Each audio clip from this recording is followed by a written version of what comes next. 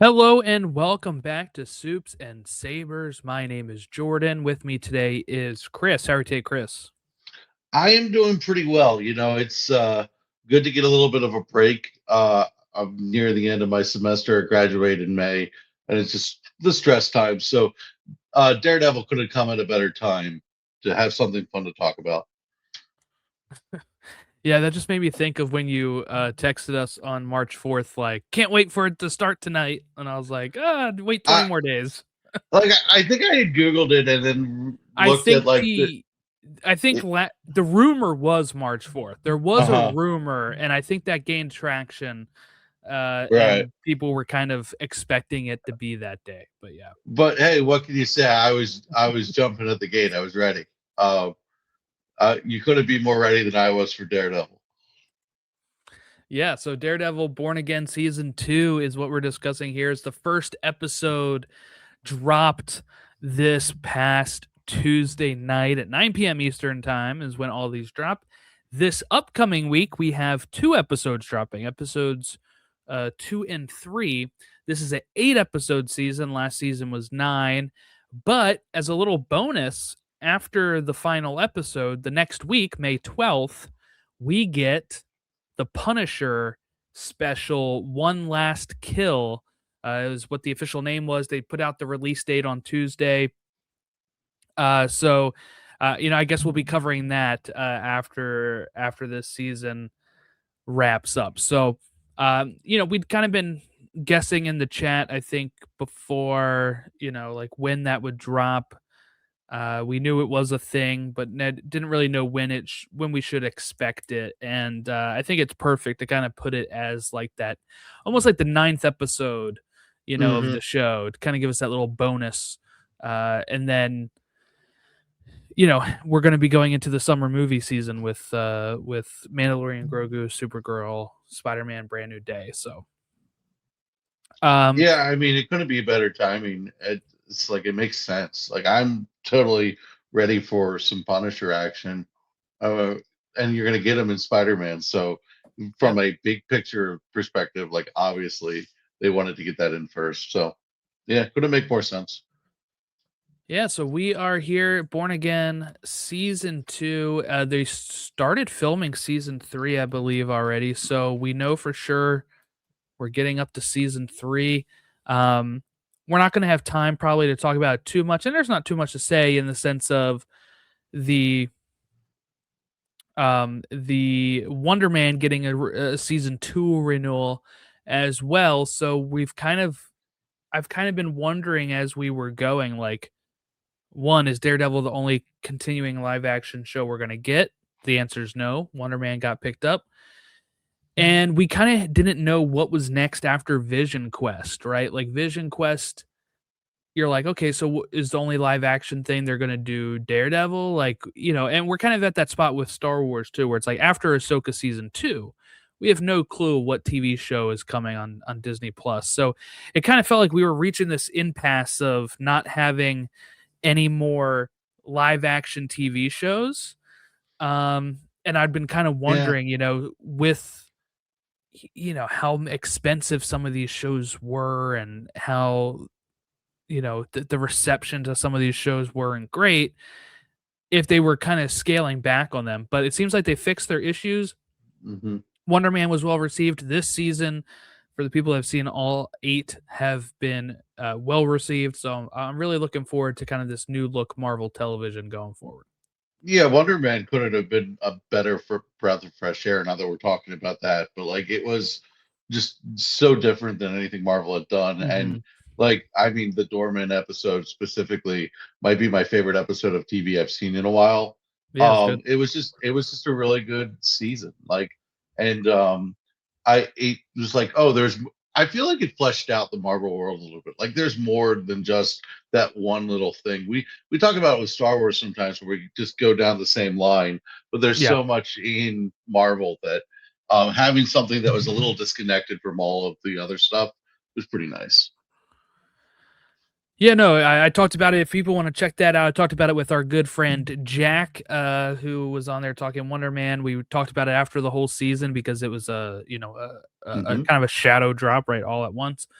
And yeah, we both agreed that it was a Yeah. pretty balance of giving us just like I said, sometimes I forgot I was watching Marvel or the MCU when I'm watching. I just felt like I was watching a TV show about. Just give me entertaining content is all we ever ask for. I mean, with Daredevil, it's like just keep me on the edge of my seat a little bit, and I'm going to be happy. Uh, the fact that these slowed down so much with TV might be imperative, like, or because of the idea that we ended up making the standard the same as the movies. It used to be TV was like a quality step Yes. Yeah. down, Yeah. and now it's almost like we expect it to be the same, if not better, than Mhm. the movies. So the expense, I think what you said about that is, yeah, it's definitely a problem. But if they figure out how to do it in a responsible way, and it looks like they have, I think we're going to get a steady stream instead of what we had when we were kind of spoiled with content on Disney Plus for a while. Yeah, we were. Yeah, it was. There was always a Marvel or Star Wars show going on. It felt like back Mhm. in the day. Make me want it a little bit and make me miss it. Give me time to rewatch this stuff. That's kind of been Yeah, my main exactly. Yeah. complaint. Is like when we were, as much as I'm one of those people that loved most of the stuff we've gotten. I even liked Secret Invasion more than most. But what I'll say is, when you have stuff coming out every quarter, I haven't been able to do a full rewatch. And Look, I I used to never do watched that Secret before. Invasion. Right. And, I used to and do a it's a great rewatch example of why it before. doesn't work. I used to do a rewatch before every movie. Hmm. Okay. And once the show started getting added in, it became tough. And then when you keep having shows being added in, it gets tougher and tougher. That is my goal before Doomsday this year is to watch everything. I haven't I, started it yet, so we'll see if that happens. I have become a fan of targeted rewatches, so I'm rewatching every Spider-Man movie before the next Spider-Man. Spider-Man movie, which makes sense, right? But like with Avengers, like Doomsday, it's like, well, I kind of have to watch everything. So I'm a fan of targeted rewatches. I'm not sure I'm going to be doing the whole rewatch because I don't know who has time for that. Yeah, I'm gonna attempt it. And I'm adding in all the Fox stuff If and the anyone can do it, Daredevil and all it's that. you. I mean, We'll see. you're kind of like, when you see those videos of like food eating challenges, that's how you are with Marvel and Yeah, I just like haven't had the DC TV time shows. Like since my it's son was born. yeah. All of those binges were Like before he was born. I spent like a year to get through Smallville, and you went through a year to get through the entire Arrowverse. I mean, we are Yep. not built the same. I Yeah, admit less than a year. I admit that. We're 699 not built the episodes. same. Okay. Well, Let's let's get get into to it. this. We're talking about The Northern Star, directed by Aaron Moorhead and Justin Benson, and written by the new showrunner that came in to salvage the season last year, Dario Scardapane. And it premiered March 24th, 2026 on Disney Plus. So I guess let's get into it because I felt like I was the last one to watch it because of stuff that was going on with my son being sick and then me being sick and everything like that. That I didn't get around to this until Thursday. Um, so I think you had started it, had to pause it, right, or fell asleep Yeah, during I it. fell asleep. So Disney Plus thought I watched the whole thing, but I clearly only watched like the first 33 minutes of it. So I went back and finished the rest the next day. But I was worried when I fell asleep that it might have something to do with the quality of the show. It turns out I'm just an old man. Yeah, But like, you sit in the chair late at night, you're like, okay. yeah. Well, and I know like we haven't had Ron on yet. He might come on later this season if we can work some timing out. But I know he wasn't as hot on this as he was for the premiere last season. Um, I don't think you can beat overall, the premiere last season though. I still think he enjoyed it. But also, last season premiered with 2, I believe. Mm-hmm. So I think that's a little bit of a bonus it gets, right? Because Yeah, you but can last press season, play immediately on the next episode, and right. But last uh, season's premiere had the bar scene, and then you had Foggy, and then you had Bullseye falling off the roof, and the action of that sequence was as good as any of the action in the entire season. Actually, which might have been one of the problems last season. That mm, the best part was in the very beginning, but I mean, you weren't beating that season premiere. That wasn't happening. I'm gonna disagree. I think this was probably a better episode for me. Really? Okay. Yeah, and I think, look, maybe that's because you guys said that stuff first that it lowered the expectations for me. I went in, but what Hmm. I when I do think, while I enjoyed the first two last season, I do think it was a little choppy because of the changes of the show, right? Like, we, of course, we all knew what was going on, that they had to reshoot and scrap some stuff. So that changed. I don't know if somebody that did Hmm. not know that feels the same way. I don't know, but it was a little more choppy, I think, with It like, was it was hard not to know because you could almost feel it when you were watching. I yeah. wouldn't So argue that this beginning of the season one was better than like this is going to be. I'd argue that the very first episode and the very first like 10 minutes were like just peak. yeah, I think I still like this one better. In this, so this is where I think, look, Dario Scardapane is in a really tough position. He takes over a show that had different cast of characters. He had to infuse the Netflix characters into it, and it became a little clunky last year. And I think the way, I haven't been able to rewatch last season, but what I would say is the way I feel about it now is still really strong. And I think the hate it gets on certain areas that are kind of too much into the Netflix show. What I mean by that is, like, Hmm. nothing was ever going to live up to that, to whoever was watching it. But I think what we're seeing in this first episode, and something I mentioned in our group chat, was it's feeling more settled to me, in the sense of, like, the mixture of the Netflix-ishness of it Hmm. and the Disney Plus version of it. And what I mean by that is, like, we're getting characters like Cherry and I'm blanking on the prosecutor's name, right?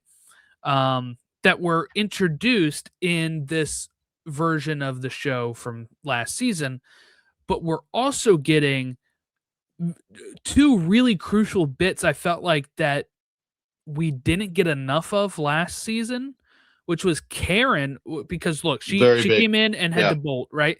She is now a main cast member, and seeing her interact with BB Urich and talk about her uncle, Ben It Urich, it it tied it helped together very it well. helped me, yeah, it helped me bridge the gap. Hmm. And what I mean by that is, you could almost look at last season as an alternate universe of the original show.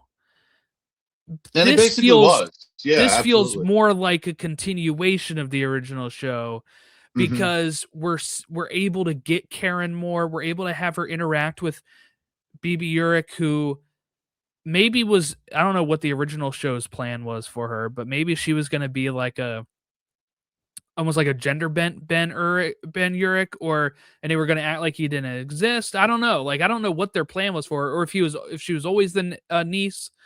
And but being able to have Karen, who was so close to Ben, Hmm. and be able to impart wisdom with BB, felt like something that was missing last season, where we're like, Yeah. I wish we kind of got more of, like, BB knowing what's going on with Ben. And it seems like Uh, now she's kind of been caught up on that, hmm. and I like that. And then also, last season kind of skated around some of the references, because they had to probably cut around stuff. But um having, when he's uh Matt is hitting all of the dummy things, and Karen's like, I don't know how you do that. And he says, well, like, I had like a, like a deranged mentor or whatever. He's, you're like, yes, that's a reference to Stick. And I feel like those type of things weren't as frequent last season. So That's fair.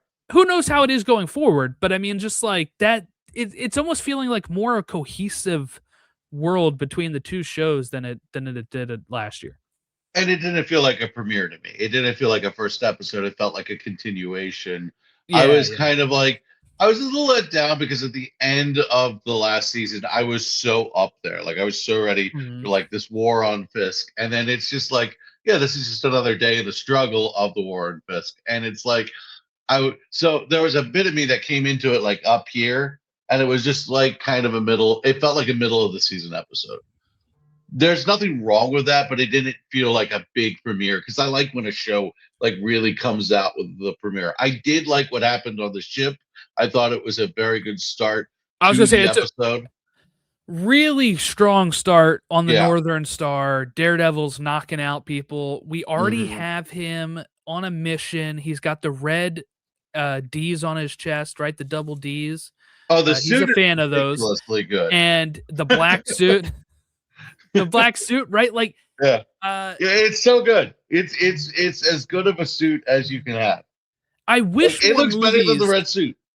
It does. I wish more movies Hmm. and shows did this for their heroes, which is start us off with them taking somebody down in the middle here, in the middle of a raid or a middle of an event like Hmm. this, and then kind of show us the ramifications and give us information about that event as we Right. proceed. Because I think Right. sometimes we haven't had the luxury of this, right? We don't have a lot of these shows that have second seasons. Like Loki is it, and that is like a time travel story. It's not a superhero story in the Hmm. Marvel universe. So what I mean by that is like, Falcon the Winter Soldier, I like that show, but we have to build up to Sam being Captain America.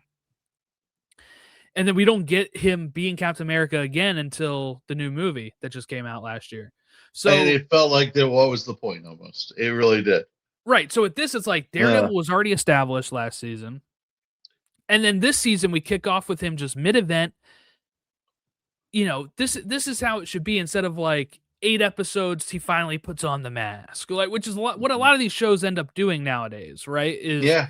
like these origins almost of like we can't have him be. They almost do it in the Netflix season one, where he's like all in black, and But don't wear the red suit until the very last scene, like but at episode. least they built that into the story though. They Yes, yeah, didn't they didn't just do it because they couldn't do it. They built it into the story, and when he got his suit, like it made sense. But like and by the way, the black suit with just like the black like the hat like over his eyes was like, yeah, I'm all for it. That was freaking awesome. Like I love this Daredevil because he takes such a beating, and like he is so vulnerable, like in a way, like this is my reason I love Matt Murdock. He gets up no matter what happens to him, and like that Northern Star scene though is just like it was almost like there was something fishy going on, and like when you see like, oh, they were supposed to sink the ship if he came, yeah. um, it put together some pieces for you, and then as quickly as Wilson Fisk could, he's like, this is terrorism from the mass vigilante from Hell's Kitchen. It was like, okay, well, here we go. Yeah, and to kind of just highlight one more thing about the black suit, I've never been huge on this suit in the comics. Like I like the red suit the most, okay? It's because in But the comics you don't this get that texture. yeah, but this suit is the best Hmm. live action Daredevil suit we've ever had, It's okay? not close. It's not close. Like I don't want him touching the red or the yellow again. This Well, should be it going forward. yeah. First off, the yellow suit, as much as we appreciate it, we should never see it again.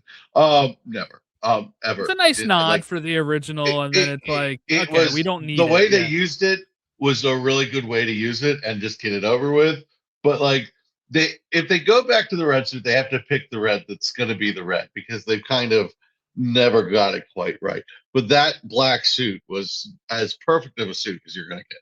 Like the only problem with Daredevil in a black suit is a lot of Daredevil is like street level fighting. Like it's like to me, it's my Marvel Batman, and Yeah. you almost make him look a little too Batman like sometimes. But the red double D's were like really well done. Like they didn't look stupid. Sometimes in the comics they look a little silly. Um, I think it looks the best on the black because it's red D's. Like yes. the red suit is supposed to have like red. And sometimes in the comics it's like a darker red or like the same red Hmm. D's. Sometimes they're black, sometimes they're white, I think, right? Like, but I would say most of the time, like the red suit is supposed to have like red Hmm. D's, and it just kind of blends in and feels kind of Yeah. unneeded. But the black with the red D's finally gives us like Hmm. it just gives it that missing piece. If he didn't have the D's on there, it would just feel like the red suit without Yeah.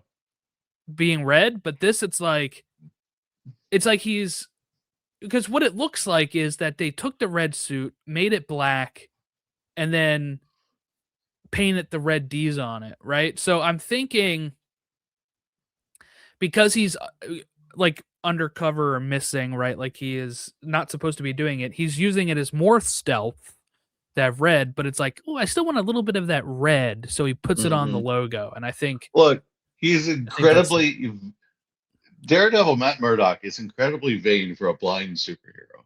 You know, it's like I always have kind of wanted them to like actually use the wrong suit and like switch suits during during the same episode. Be like, man, did I choose the red one? Darn.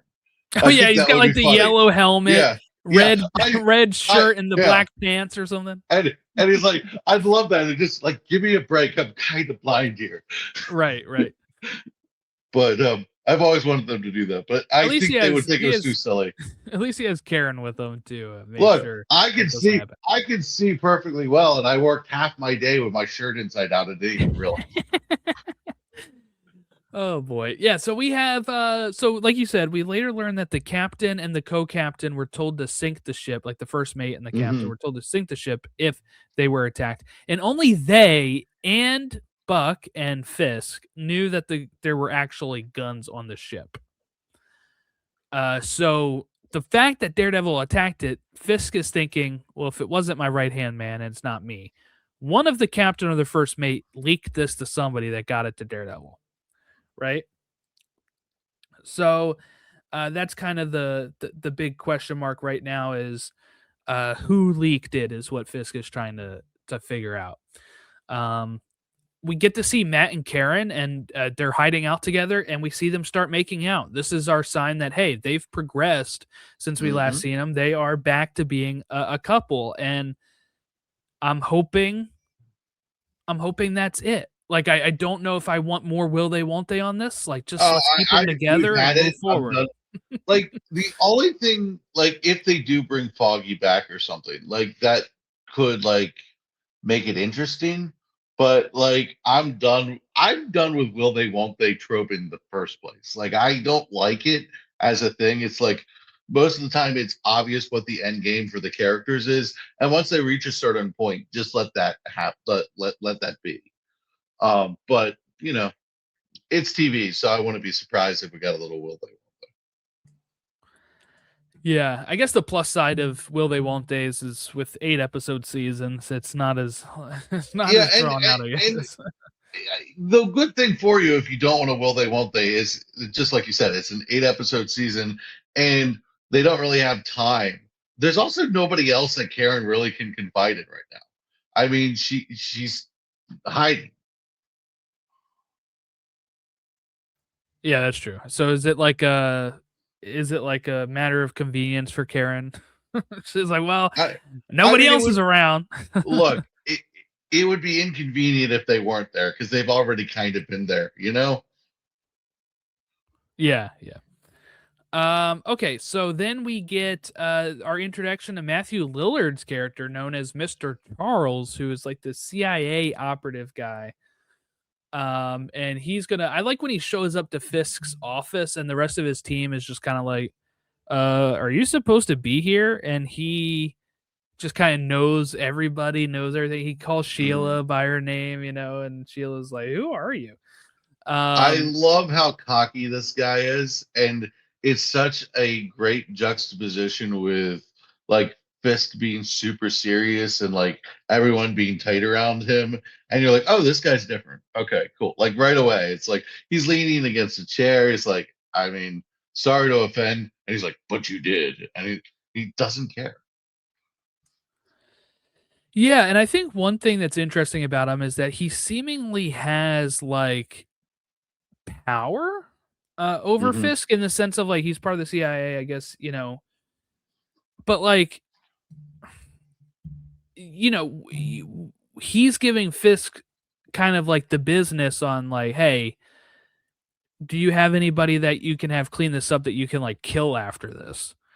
And Fisk is kind of hesitant. He says his guys are loyal, and it's hard to find loyalty like that right now. So that guy's like, okay, I'll put together a team, and we'll kind of take them out once they clean up the wreck.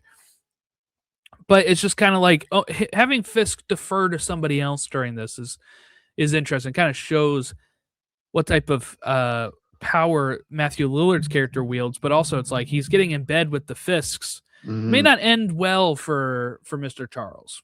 No, it might not end well for anybody, but the great thing about this also is it was needed because we have Wilson Fisk doing a lot of extremes for a mayor. Like he's at the end of the day a mayor. It's an Yeah. important position. He has a lot of power, but last season it was like, does he have this much power? So it was And good they that get you to actually have yeah. the actual scope of politics in there. They get to they get to kind of expand on that now with Mr. Charles pretty much stating that the CIA and the government are not going to interfere with Fisk's trials for these anti-vigilante task force members. They're making these arrests. So they're going to have to do trials for like Jack Duquesne, who we get to see here with the as the swordsman, and whoever else they can round up. He's kind of the main one that we're seeing in prison right now, which was a nice Mhm. surprise. I didn't realize we were going to see the swordsman again this year. Maybe I should have known that, but didn't really think about it. So it's nice to see him, and we also through him get to kind of see where Heather is on all of this stuff. And I hate to say it, but this is she's probably my least favorite character on the show. Yeah, I don't hate to say it. She is my least favorite character on the show. I mean, maybe other than maybe Cherry. Like it's just it's a character that's never done it for me. She seems very um manipulatable, manipulatable. Um, and for someone who's supposed to be smart, that's always a frustrating like trait. So I mean, I didn't like her last season. I thought she was too quick to jump Yeah. against the vigilantes and to jump into the Wilson Fisk thing. I know we've talked about that with Ron. I'm pretty sure we're all kind of in the same boat. I feel like. Yeah, I forget what we said last season. I thought I liked her at the beginning of the season, but like you said, after she kills Muse and accepts a position with Fisk, it felt too quick. And I was like, maybe we'll see some different stuff here at the beginning. But like she's writing down Right. some false information here. Now she writes down his correct answers. That's gonna get flipped later, but like she calls that he's like She uh also erases it lazily, so like she doesn't get rid of the full X. Like there's a yeah, yeah. little dash on it, and I'm like, is that going to come up later? I I was think it like, might did they just been a show us? take that they did. I know, but I was like, is that going to show up later? And I was like, I'm saying it now just in case it does, because then I'm a genius. But Yeah, I had the same thought. I was like, there's that one little bit there.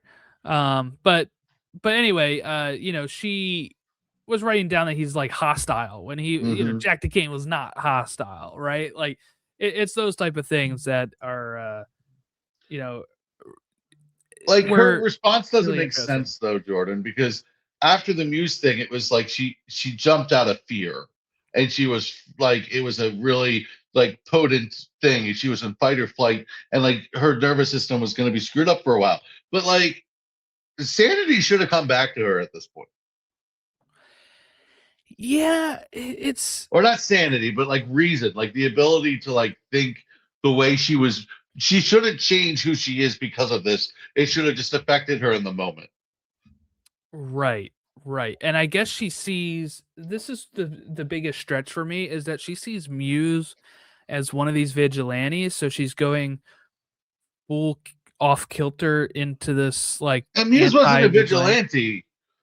Muse was just a straight up He's villain. a Like, villain. Yeah, yeah. But I yeah, guess they see him as a vigilante because he was taking stuff into his own hands and doing this. yeah, I don't know. I'm killing people, but yeah, um, I don't know.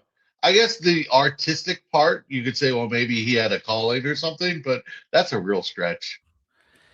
Yeah, so that is kind of the main thing that I guess she's continuing to focus on, but it's like, come on, you're It getting really in felt bed like, yeah, with a very corrupt guy that you know is corrupt, that Daredevil took down a few years ago in season 3. There is no need to. I don't think this is going to be a long drawn out thing. I think they were like, we have to do this because he was part of last season, not because she's going to be a big part of things going forward. I think she's going to get slowly etched out. In my opinion, that's what I think is going to happen. I guess my main complaint about this is, like you said, it just seems too quick, and it almost seems like, I don't want to say this is unrealistic, because there are people that do stuff, change their opinion about stuff. Not to get too much in the real world, right? But they're fans of either certain political figures and change their opinions, or people that were in the government, at a certain point, under different administrations, will change their way that they act, right? Like we've talked about how Fisk is kind of a um, Trump example, even though obviously Fisk has been around for a long time. This one here, is very much in these 2 seasons, borrowing a lot of those same sort of um, It's not a far things. jump from the anti-vigilante task force that can do whatever they want and then can punch women in the middle of a restaurant for no reason. Yeah.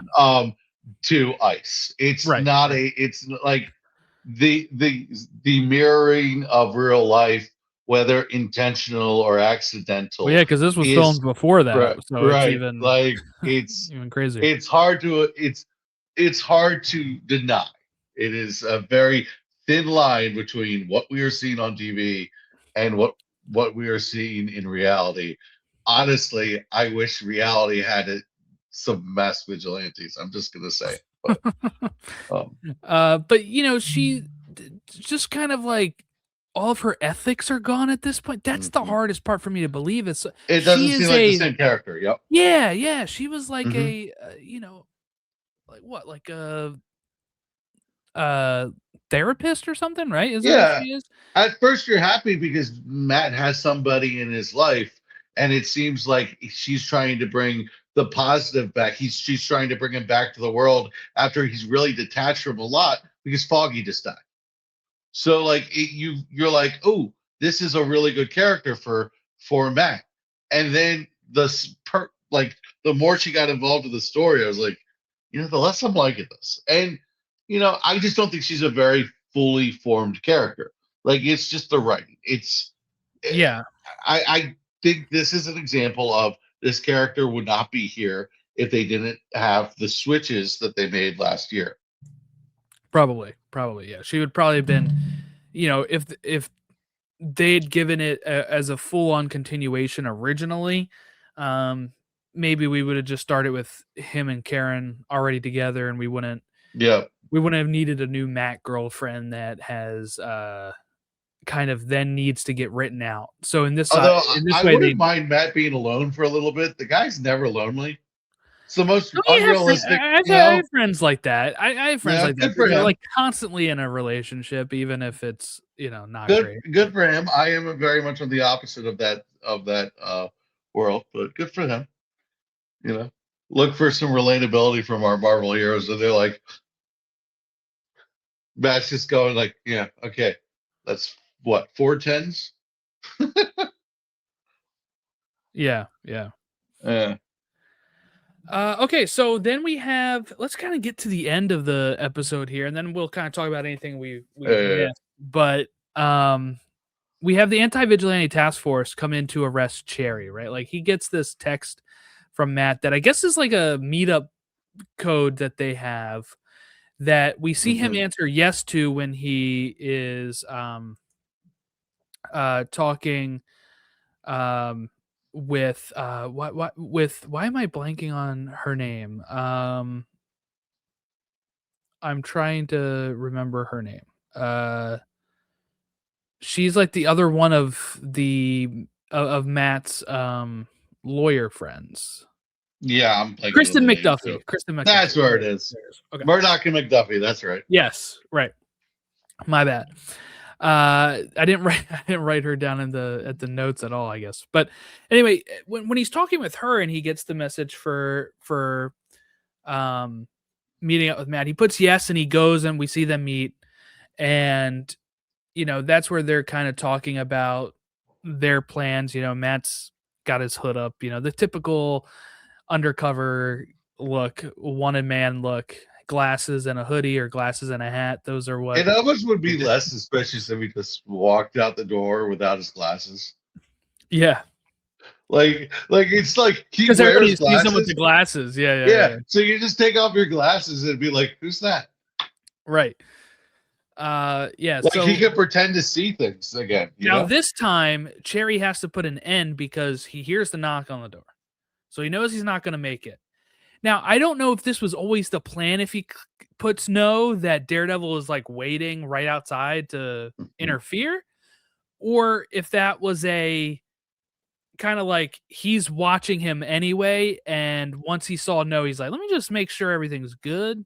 Mhm. Um, but once he puts the no, it doesn't take long for Daredevil to come in here. But the cops come in and start arresting him. It seems like one of these guys is somebody that is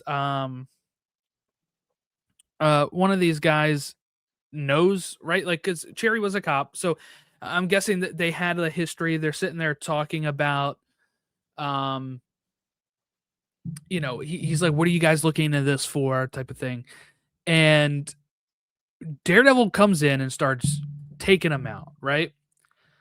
But one thing I really liked about this, I know you said Cherry maybe not in your favorites. I really like Cherry, and I think this episode really helps cement that a bit more with feeling more connected to the uh you know like we said before, with it being a bridge between the two versions a little bit more.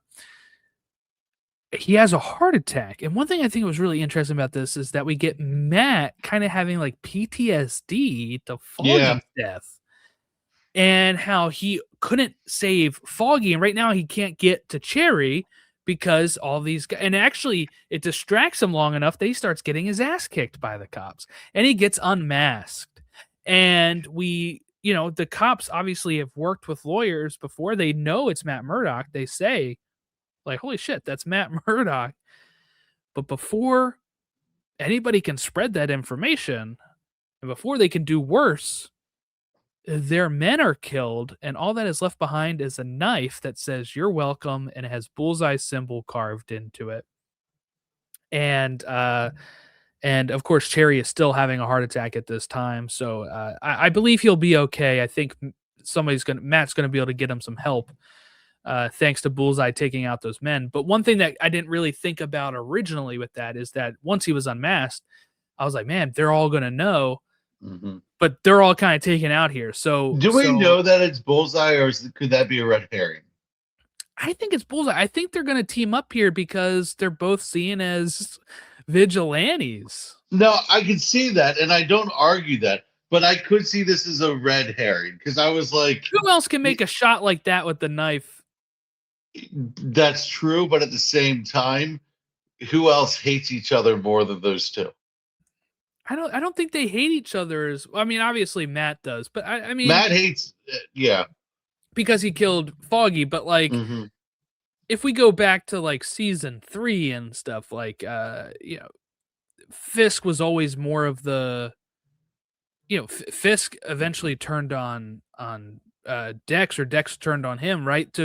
So I mean, Hmm. like, there is some history between all three of these. I think is really interesting to see where It's they going to go with be this. interesting. It's going to be interesting. I love the idea of Matt being indebted to the man that killed his friend, and Mhm. and be one of his nemesis. It's got very big Man of Tomorrow vibes with Lex and Clark. Yeah, yeah. It's like what the heck kind of a vibe. I feel bad for Matt because it's like that's going to be a position he doesn't want to be in. But I also am looking forward to seeing, because we know Dex is going to be involved very heavily one way or the other. I'm looking to see when Jessica Jones comes in, when the Punisher comes in. So a lot of exciting things still to come. Yeah, Jessica Jones is gonna be coming back. We see her in one of the trailers. I don't know how many episodes she's gonna be in, but again, this will start feeling a little bit more like a bridge to that previous version. I'm really excited to see how she fits in here because what we Hmm. were talking about at the end of last season when they go into Josie's, right? We see all these people, and I remember people being like, and maybe even we said this, like, it'd be cool if Jessica Jones was there, when they're Hmm. talking about this war with Fisk, but it's Yeah. like Cherry and Karen Page, you know what I'm saying? And then like other cops. Um, we we kind of see a scene similar to that with like Jessica standing next to Matt and Karen in the trailer, and it's making me think, oh, we're kind of getting that now. And Hmm. what they've said too is that this kind of Mayor Fisk arc ends in season 2, and that season 3 is kind of a breath of fresh air. Fisk is still going to be in it, I think, just maybe not as like the main villain, kind of like he was in Daredevil season 2. Haven't we gotten a lot of Jessica Jones and Karen Page interactions before? Don't think so because I think the only Because time they yeah, really interacted was Defenders. right. Like I feel like Matt and Jessica Jones have had a lot. But I think Karen and Jessica Jones are going to be an interesting dynamic in this. Like I, not that there's a love triangle there or anything, but No, like yeah, that hopefully she's with Luke Cage, right? you would think. But like that's not what I'm saying that just to like for people to preemptively go, that's not where I'm Yeah, going. yeah. But like I think those two personalities are going to really clash. Because They could. Karen's kind of like the optimistic like person, like the kind of like the positive, like she's seen some shit, but she's still kind of on the bright. And Jessica Jones is just like, yeah, none of that. So I do wonder because I wonder if with it being kind of like this hellscape right here, if Karen, I don't think she would be as much of a foil to Jessica as if it was a normal mhm. season. Yeah, You know what I'm I'm saying? also interested. Yeah, exactly what you're saying though, because I'm interested because women characters in TV are not allowed to like each other more It's just often than not. Like it's like there always has to like they're either super best friends or they hate each other, and there's like no in between. And that's how we've gone through TV since what 2000, 1990, like whatever, you know. yeah, yeah. So I'm worried about that, but No, you're right. I You're right. think they're going to be an interesting combination. But the Punisher, I can't wait for him to get into the show because like I'm I just don't think like he's it. in this season. I think they said he's not in this season. Oh darn! I Yeah. thought it was confirmed he was in the season. Okay. No, I think just is in the special, and Spider-Man was filming at the same time as this. Okay. So I Oh, don't that think makes he sense. was He was able to get busy. it. Yeah. Yeah, that makes sense. I would love the Punisher in the show though, but getting Jessica Jones, I like Luke Cage, but I don't think we're getting Luke Cage. Mike Coulter was saying that he's down to come back, and I wouldn't be shocked if like a season 3 or 4 has like Finn Hmm. Jones and like Right. Mike Coulter coming back for as Danny and Luke. I mean, Yeah, maybe. I love season one of Luke Cage. Like I think it's one of the better I seasons. like the first half. I Okay. once Mahershala Ali died and Diamondback came in, Yeah, it it was did get a not little great. ridiculous.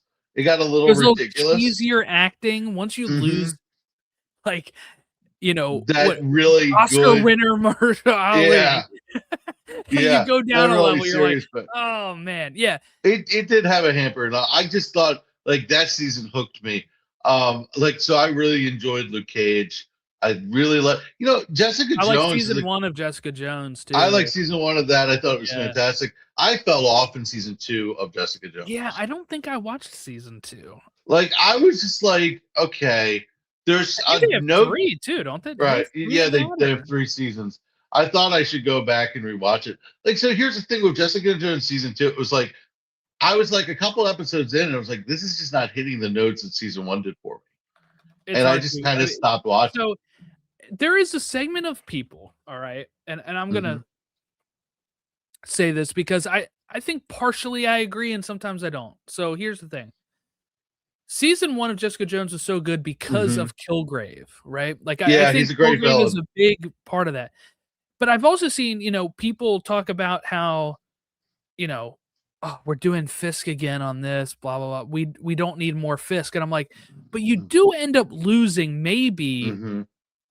well, one of the greatest villain portrayals, I think, but also you kind of lose like the other half of Daredevil if you don't. And I'm not saying Kilgrave is that, but what I'm saying is when you do another villain, you do risk the chance of it not landing and having the same highs as the other seasons, right? Like that's why like Mm-hmm. people look at season 2 of Daredevil uh when he's facing the Hand, it's not as interesting with Fisk in It's prison. not. It's not. It's not. It because there's that personal rivalry. Daredevil and Fisk through And the TV they're, show. yeah. Through the TV show, they've become the Batman and Joker kind of a thing. Yeah. That is their signature dynamic. Like there's only so many characters that have a signature dynamic. That's why Fisk is more of a Daredevil villain than a Spider-Man villain now, because Spider-Man can really go after anybody. Spider-Man villain you can do anything with because it's more about Spider-Man anyway. But Fisk is a very integral Daredevil villain now. He's the main one. And I think what you can do is kind of like season 2 Daredevil is if he's not the focus next season, still have him as the member of the cast. Have him doing other stuff to know that hey, he's going to be a threat still at some point. The He's Kingpin never goes always away. He's a cockroach. exactly. Yeah. But maybe then you can focus on either Bullseye gets to take center stage again, or Mm-hmm. you have the Hand come back or something, right? Because there's certain scenes in this Spider-Man trailer where it looks like maybe the Hand is back, right? Like we don't know fully yet, but um, we don't know. We don't know how it is. And it makes me wonder about the end of Daredevil if the Hand becomes a thing by the end of the season. Um, but we'll see. I like Daredevil season 2, but you're not wrong that Fisk was the main I thing. think overall it's still good, but Mhm. like season 1 and 3 are the Oh, peak of that absolutely, show, right? Like absolutely. Yeah. the first bit of that season when they are dealing with Punisher and stuff is interesting. Well, Uh, but the back half of it gets a little, and part of that is, and here's the thing, right? Okay, you're we'll gonna get wag me the on a finger rant here. here. You're gonna Uh, get me on a rant. ladies and Okay, gentlemen, the soapbox. people try to act like they did not call for less episodes, but they did. And what I mean by that is, I Yeah. remember I was there in season 1, 2, and 3 days. I'm on the Reddits, I'm on the message boards, and after season 1, people were like, okay, good. But season 2, people were like, this needs to be like 10 or less episodes a season. It's stretched out. And I do think season 2 feels a little stretched out of the A original. little bit. A little bit. And then, season 3 comes back and it did great with, what is it, 13 episodes is what these shows have, right? 13 or 15. And 13 then, seems to be my sweet spot, to be fair. yeah. And then you have this come back last season and it's 9 and people are like, they really should have done 13. I'm like, no, you No. asked for this. Okay. Now it's fine if you think you're wrong and you do want to go back to 13. I think that's fine. I would But rather get the turnaround we're getting for Daredevil within like a year and 8 episodes or 9 episodes than 13 and we have to wait 2 years. I would yeah, I don't so know that what that's the fair. original show's time frame was, but they had I I feel can like Netflix turned that stuff out. 2015, I was on my college program the second time, and that was Mm-hmm. when the first season dropped. Season 3 dropped in 2018, it Mm-hmm. says. 20 so let's look at That's when season 2 3 years. was, that's the thing. So season 2 was less than a year from season 1. It was March 2016. Season 1 was April 2015. So less than a year, we got season 2, 13 episodes. Then it took 2.5 years to get to season 3 because we did Defenders, I guess, mixed in That there. makes sense. Yeah. Defenders was better than most people think it was, to be fair. It was a little boring sometimes. But yeah. I liked it the first time. When I did my rewatch last season, it was I not never good. rewatched it, so that does say something. But I never Yeah. rewatched it. But uh So, I mean, look, we're set to get season 3 next year, which is great, Hmm. and, I'll take a little bit of like, 8 compared to 13, it's not, like, drastically missing much. Right. I think 13 is a sweet spot because I feel like 8, you're like, wow, they could have done a couple more things. And I wanted them to do this. And oh, they set this up, but they didn't really go there. But 13, you're like, they kind of went there. Like So maybe after 10, 13, I maybe feel, 10 would have been yeah, the sweet spot 10's here. good. I feel like 8, you can leave things off the table. 13, if you leave things off the table, you're just not good at telling stories. That's how I feel. Okay, going back to this version of the show, Born Hmm. Again, is there Yeah. anything that we didn't talk about that we need to discuss? I'm trying to go through my notes The here. task force had a really like violent scene in the restaurant. Um, Oh, yeah, the but one guy, what is that cop's name? That we've I been really, yeah, because we thought like at we kinda one point thought at last year, times he was gonna yeah, turn to the good side, yeah. exactly. Last year we specifically said there were like times where they're like showing you he has a conscience, and then all of a sudden you're like, Oh, yeah, this this guy, episode, I was like, "No, no, he's he's got not, nothing. He's got no, no redeemable soul. he's buying in." Yeah, he's bought the heck in. He is committed. What do we Um, think that was of gross. That scene was gross. I'm sorry, it was gross. Powell? Okay, Connor Powell. Powell is Hmm. who he is. Okay. Hmm. What do we make of Michael Gandolfini's Daniel Blake, who is now deputy mayor, right? Oh, And this guy is such a putz. I hate this we character. yeah, so what do we think is going to happen to him? Because okay, BB likes him, not like a like him, right? Like Mhm. Karen asks that. She's like, no. But Yeah. he does, she says like he does grow on you. Like he's Look, he is but down bad. She is not. That is very established. she gives him a little bit of a warning because he's naive in the sense of his new place, right, is on a building owned by Fisk, and he got a good deal so he can afford it. Because BB's kind of like, how are you affording this? Oh, Fisk Hmm. owns the place. I'm on his staff, so he gave me a deal. She kind of gives him a warning about that, and it makes me wonder, like, that has to come back around. Like, maybe he makes a misstep Yeah. that then Fisk tries to force him out or boots him out of his place. I don't know. He's It's just got he's bought his life is what he's basically done. yes, yeah, and it's like And it's very obvious. it can even be like a like he even because I think It was if definitely foreshadowing. They are setting this up for this to fall on this guy.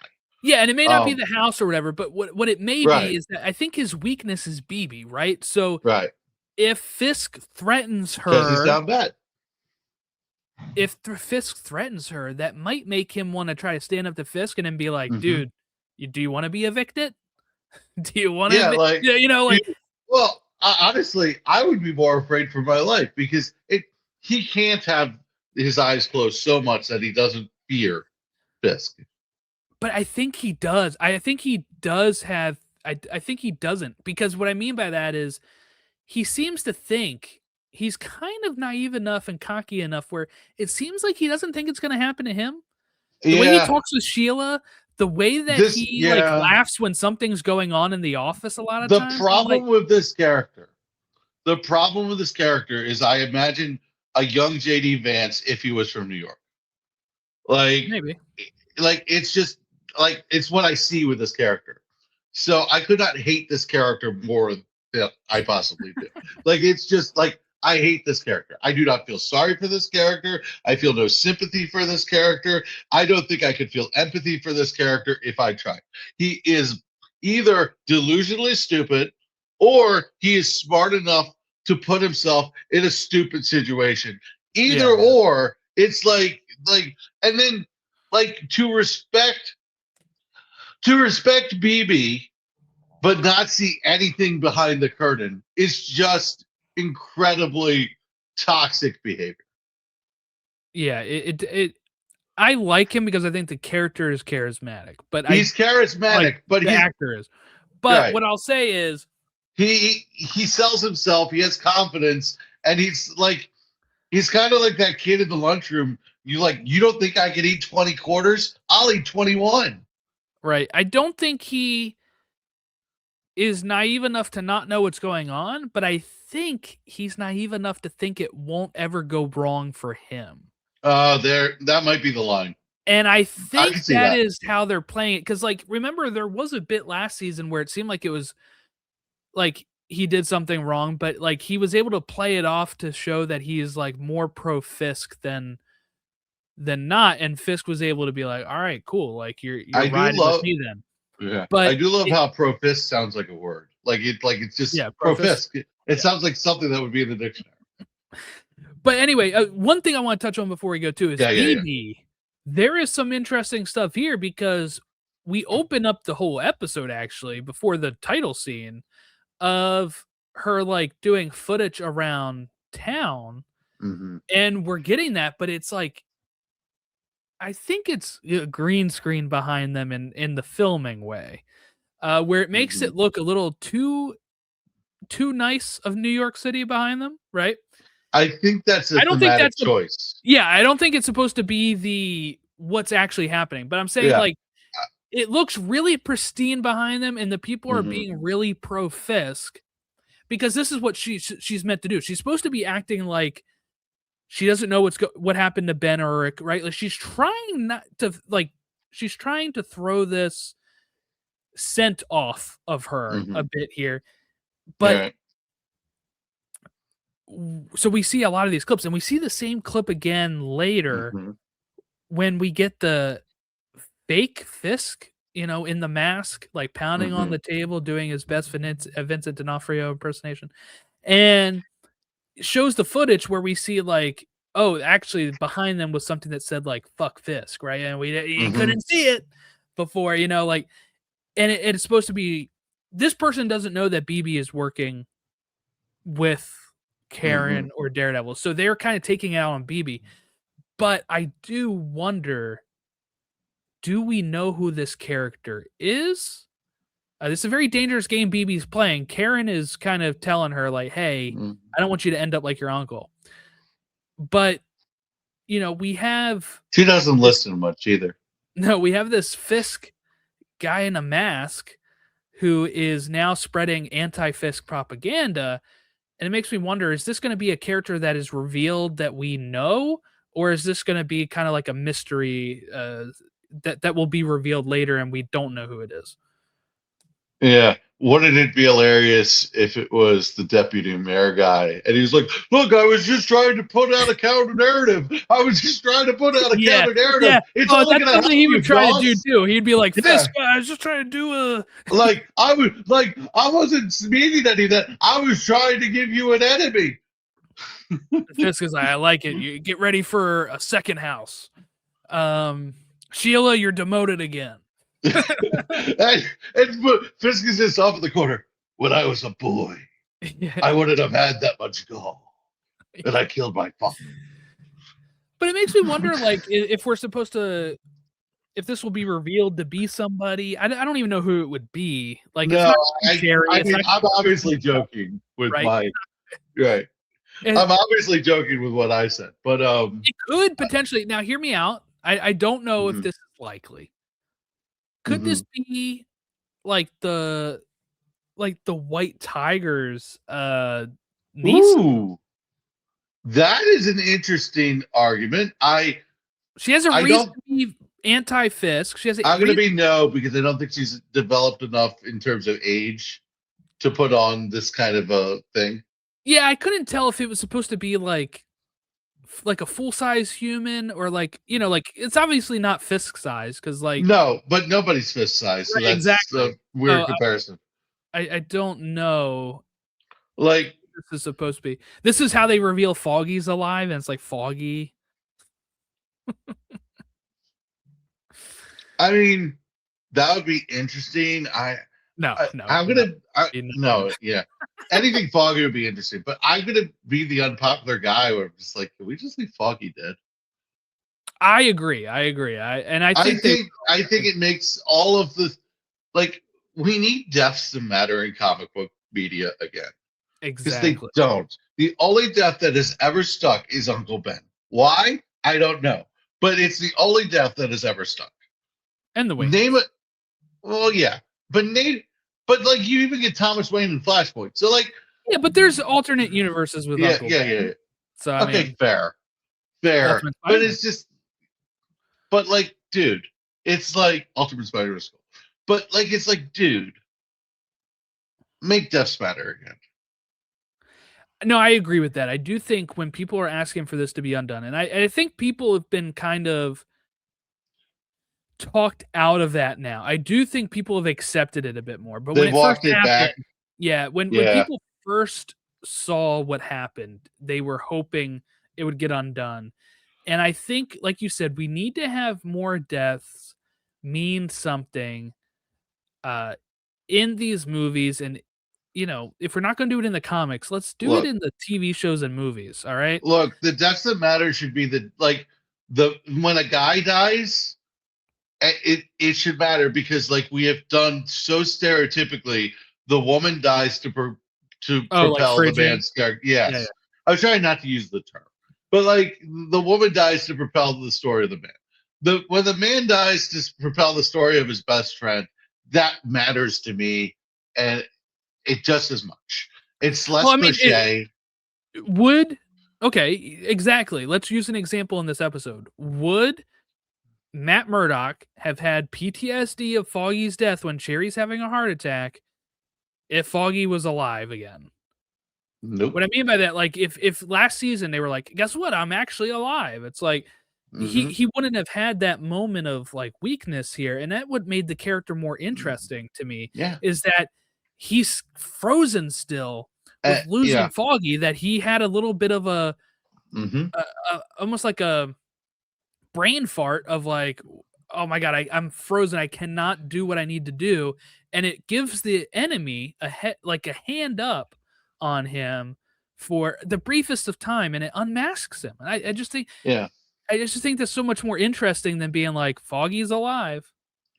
Well, yeah. Look, it also what I said earlier is one of the reasons I love Daredevil is because of the amount of damage he takes and he keeps getting back up. And to have him have that vulnerable moment, you get a little bit of that too. I also think the Foggy thing became such a controversy because this show's identity was always in question because of the creative, uh, Yeah, the yeah, that's fair. like the creative teams. So like now that we're just like we have the creative team, it is set. I think a lot of that is a moot point. Like I think we know Foggy's coming back, but I don't think he's coming back alive. Yeah, he'll be in like flashbacks and stuff, I think. Yeah. We're also going to get Brett Mahoney back. Royce Johnson, who played Brett Mahoney, the detective. He's on the cast list. I know he's talked about filming, so he'll show up sometime. And that'll again help the bridge because Mm-hmm. Cherry's kind of filling that role where we would have thought Brett would be. But Exactly. now when you introduce Brett again, it's nice to know that he has more than one cop friend. Like so having Cherry still helps, I think, in that sense of Yeah. like I'm not obviously against the Daredevil. cops. I have a cop friend. Right. Well, like Daredevil would have more than one, with how Yeah. many contacts he would have, you would think. So, Yeah. as a As a lawyer and lawyer, head of the especially. Atlantic. Yeah. Yeah. I was laughing because there was someone in the writers' room has a thing about caramel because last year it was the caramel versus caramel, and Oh, this that's year there right. was like this. What was that? There was like a shot of like a snack, and it was caramel something, and it was like it's caramel popcorn. I think I like just like a shot of it, and it was like someone in the writers' room is like obsessed with caramel. Yeah. Okay. And then I think we found out it was the It's a very captain. minor note, but I think the captain is the one that sold it out because the first mate is the one that gets shot by. Right? Am I right that it's the yeah, first mate that you're gets correct. shot by the by what's his name? The Buck Cashman, Fisk's right hand man. After he comes in and like Powell had been beating him to a pulp, and he's like, "Oh, you shouldn't be beating him. He needs to be able to talk." And then he gets the information, he just kills him. Mm. He's, "I'm sorry, it's not your fault." Boom. Yeah, you're Um, correct. You're dealing with much more pressing matters than I was. yeah, and then we had so the captain then goes to that. So the place that they go and the restaurant that they go to is like Mhm. almost like an underground railroad, smuggling people out of New York City or something, right? And that's what he There's goes. something going on there, yeah. He goes to ask her about it, and he's like the captain, and he's the one that I guess gave up the information. And we'll see where all that stuff goes. But I'm glad it's back. I'm having. I really enjoyed this episode, and I'm glad that we get 2 next week to talk about because Yeah. I'm really curious to see how these 2 episodes will. Watch us go 2 hours next week. Well, you know, I saw a lot of people said like the first 2 or 3 were a little slow, and the rest were like some of the best Daredevil we ever get. So there's some high praise here in that, and it makes sense then, I think, to do 2 and 3 if the second one is slow and the third one kind of kicks us off, to do them in the same week to be like, all right, we're back. So And then you have episode after episode after episode. Yeah, my prediction is the third episode will have a huge moment at the end, like a cliffhanger, that you're like, I have got to get to the next episode. Jessica Jones and returning in that episode, maybe. I think that might be a good call, but I think things are going to get really dicey, like action wise, in the end of the third episode is what I'm thinking. Not that they're not dicey already. I mean, he's being unmasked and like, hey, it's Matt Murdock. yeah. Luckily, I love how they're like nonchalantly, hey, it's Matt Murdock. Yeah, nobody was like the fucking blind guy. That's how exactly. does that work? that would have been freaking awesome. Or someone saying, wait a second, is he actually blind? Yeah. But no, they didn't have much time to think about it before Bullseye took him out. But and that's one thing I'm looking forward to. Hopefully, continuing in the next batch is I want to see a conversation between the two of them where it's kind of like, why did you help me, or like, what is your game here? Well, there's gonna have to be to just piece that story together. There's definitely gonna have to be. And like I could see like Dex coming in and Charlie. Matt is like, I got the actor. Matt is like, can I get some help to this Cherry dude? Come on, don't kill him too. Like, yeah. So obviously, I think Cherry will survive. I think that we'll get a nice confrontation between Dex and Matt, and we'll see. I could see Matt being like, don't think that this is gonna make me go easy on you or something. Like obviously he's gonna have a. I mean, they're still enemies. They just might be enemies with a common goal. Right. Let's clear out Fisk, and then we can fight. I have a feeling that Matt Murdock is going to be a stubborn Matt Murdock with this proposal. Now, we saw him get unmasked in this episode, and luckily those people are no longer around to speak of it. But do you think at any time during this season we get an unmasking and people know who he is? I do. Going forward. I absolutely do. And I think it's going to be Fisk in a moment of panic. I think Fisk is going to have a moment where he does it himself. Yeah. I think Fisk is going to be like, all right, I have to find a way to turn up the heat. And that's going to be his thing, to turn up the heat. Absolutely. I think that'll happen. Calling that 100%. Well, the next 2 episodes are called Shoot the Moon and The Scales and the Sword. That definitely sounds like a fun. There's a really good song called Shoot the Moon. The Scales, definitely probably talking about the scales of justice, right? Well, with this show, we'll see, but looking forward to those, and we'll see how it goes. But thank Shoot you all. The Moon is also the title of a 1982 movie. Oh wow, okay. Okay, I was looking up like who did that song because I'm thinking there's a song called Shoot the Moon, and I'm trying to remember who does it, but that's not important. There's also the band Walk the Moon, right? All right. Well, that'll wrap us up here at Soups and Sabers on all of our social media. We'll be covering Daredevil each week as long as schedule permits. And then I think we're going to cover definitely we're going to get Ron on here to at least talk Shadow Lord, Maul's new show. But those are dropping out 2 episodes a week. It's going to overlap with this show. So we're going to do it at the end. We're going to do it once that show is fully out and we can talk about the whole season at once because it's been kind of hell scheduling stuff as it is. Trying to do 2 Hmm. full recaps each week is going to be a mess. So that's how we're going to probably schedule those Yeah. coming up. And you've obviously got to let soups and savers. And part of that is because I was sick all winter. And Yeah. then I am a full time intern right now, going through like the end of my college. So that's a lot of my fault. So sorry on that front. It's all right. And we've been. Yeah, I have a toddler right now, so it's been a mess. But anyway, we have plans for run up to Supergirl coverage. We're gonna Hmm. do a special 10th anniversary of Civil War as well coming up. That is gonna celebrate 10 years of not just Civil War, but of MCU Spider-Man since he made his debut in Whoa. that movie. And that's building up to Brand New Day. So Wait a we'll build second. up That to was 10 years Supergirl. ago? Yep, Holy in crap. May. We have build up to Supergirl. We have build up to Spider-Man Brand New Hmm. Day. Lanterns is gonna be late summer, I think, or fall. Yeah. And then we have, I guess, Vision Quest coming up. We have Doomsday, which Oh, we'll we're have some coming. fun build up to. Yeah, we got Mandalorian and Grogu. We got a whole bunch of stuff coming out. So We thank got you stuff going. Yeah. for checking us out. We'll catch you next time when we talk the next 2 episodes of Daredevil Born Again Season 2.